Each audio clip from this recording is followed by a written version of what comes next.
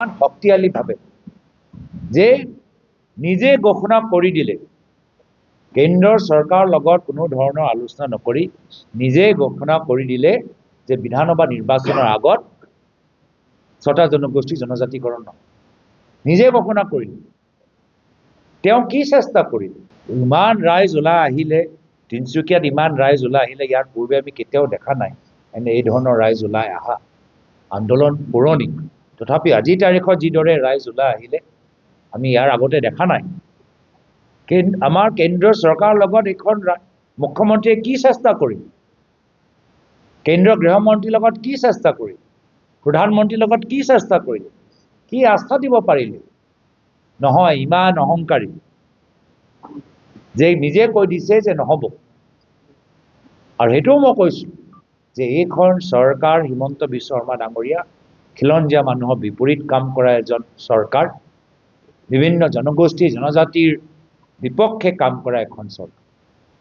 জনজাতি যিসকল জনজাতি হৈ আছে তেওঁলোকৰ কাউন্সিলৰ নিৰ্বাচন পাতিলে নেকি? যিসকল জনজাতি আছে তেওঁলোকৰো কামবোৰ কৰি দিয়া নাই এখন চৰকাৰে।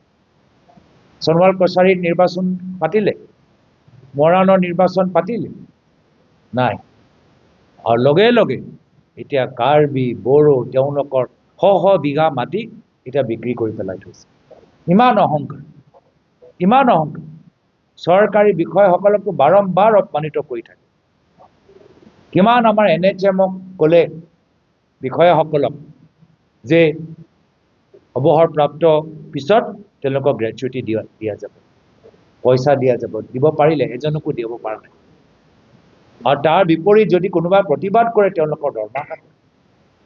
চৰকাৰী বিষয়া আজি যি আমাৰ গোটেই লোকতন্ত্ৰৰ ভিতৰত এটা গুৰুত্বপূৰ্ণ ভূমিকা গ্ৰহণ কৰে। তেওঁলোকে চৰকাৰী সুবিধাবোৰ মানুহৰ ওচৰত লৈ যাবলৈ আমাৰ বাবে এটা গুৰুত্বপূৰ্ণ মাধ্যম। তেওঁলোকে নাথাকিলে চৰকাৰে একো সুবিধা ৰাইজক দিব নোৱাৰিব। কিন্তু আজি তেওঁলোকক অৱহেলা কৰা গৈছে। লগে লগে আজি বৰ্ডাৰক সুৰক্ষিত কৰিব পৰা নাই। আজি আমি গোলাঘাট জিলাত আছোঁ। গোলাঘাট জিলাৰ ভিতৰত কওক, নাগালেণ্ডৰ মানুহৰ পৰা আমাৰ মানুহবোৰক সুৰক্ষা প্ৰদান কৰিবলৈ সক্ষম হৈছে নেকি? ইয়াৰ আজিৰ পৰা যে 2.5-3 বছৰ আগত বৰ্ডাৰ লৈ যে চুক্তি লৈ খুব যে দেখালে যে খুব ডাঙৰ কাম কৰিলে, কোনটো প্ৰদেশৰ সীমাৰ লগত আমাৰ মানুহবোৰ এতিয়া সুৰক্ষিত হৈ আছে?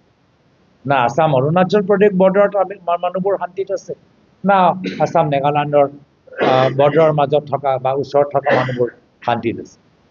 আজি বৰ্ডাৰ সুৰক্ষা প্ৰদান কৰিব পৰা নাই। যুৱকসকলক আজি সুৰক্ষা প্ৰদান কৰিব পৰা নাই। ড্ৰাগছৰ সমস্যা যি ভয়ানক ৰূপ আজি লৈছে, সেই ক্ষেত্ৰত কি কৰিব পাৰিছে? প্ৰত্যেক দিন বাঢ়ি গৈছে, প্ৰত্যেক দিন বাঢ়ি গৈছে। আৰু তাৰ মূল কাৰণ হ'ল যে এইখন চৰকাৰ আৰক্ষীসকলক ভালদৰে ব্যৱহাৰ কৰা নাই। আৰক্ষীসকলক জনসাধাৰণক সুবিধা দিয়াতকৈ, জনসাধাৰণক ন্যায় প্ৰদান কৰাতকৈ আৰক্ষীসকলক এতিয়া এইখন চৰকাৰে কি নিৰ্দেশ দিছে জানেনে? যে FIR ৰেজিষ্টাৰ কৰিব নালাগে। আমি দেখাবলৈ বিচাৰোঁ এটা ভুৱা ছবি অসমত, যে অসমৰ ভিতৰত যে এতিয়া ড্ৰাগছৰ সমস্যাই নাই, অসমৰ ভিতৰত ক্ৰাইমৰ সমস্যাই নাই, অপৰাধে নাই। এই ধৰণৰ এতিয়া কথাবোৰ দেখাবলৈ বিচাৰিছে, যাৰ বাবে গোলাঘাট জিলাৰ ভিতৰত য'ত আজিৰ পৰা 4 বছৰ আগতে আপোনালোকে 4,000 গোটেইবোৰ থানা যদি লগাই দিয়ে, 4,000 FIR ৰেজিষ্টাৰ হৈছে। এতিয়া সোধক কিমান FIR ৰেজিষ্টাৰ হ'ল বছৰৰ ভিতৰত? 700, 800। তেওঁ কি ক'বলৈ বিচাৰে? যে অপৰাধ কমি গ'ল, ড্ৰাগছৰ সমস্যা কমি গ'ল, মাৰপিট কমি গ'ল, মহিলাসকল আৰু নিৰাপত্তাত আছে, এইখিনি ক'বলৈ বিচাৰে। তো ভুৱা মিছলীয়া কথাবোৰ অহংকাৰীত হৈ অসমৰ ইতিহাসত আটাইতকৈ মিছলীয়া মুখ্যমন্ত্ৰীও হৈছে হিমন্ত বিশ্ব শৰ্মা ডাঙৰীয়া। তো অসমৰ ৰাইজে কিমান দিন সহ্য কৰিব? 10 বছৰ হৈ গ'ল। 10 বছৰ এই অহংকাৰী মিছলীয়া ব্যক্তিক ৰাজনীতিক ক্ষমতা লাভ কৰাৰ চব সুবিধাবোৰ দেখা পালে। এতিয়া মানুহে আৰু সহ্য নকৰে। আমাৰ আগন্তুক দিনত ৰাইজ একত্ৰিত হ'ব আৰু এইখন চৰকাৰক ওপৰাব। তাৰ বাবে আমাৰ ৰাইজৰ পদূলিত ৰাইজৰ কংগ্ৰেছৰ এই অনুষ্ঠানৰ ভিতৰত যথেষ্ট অংশগ্ৰহণ কৰিছে আৰু আমি আমাৰ ফালৰ পৰা ৰাইজক ধন্যবাদ জ্ঞাপন কৰিছোঁ। যিকোনো খবৰৰ বাবে যোগাযোগ কৰক আমাৰ এই নম্বৰত 9181 307 221।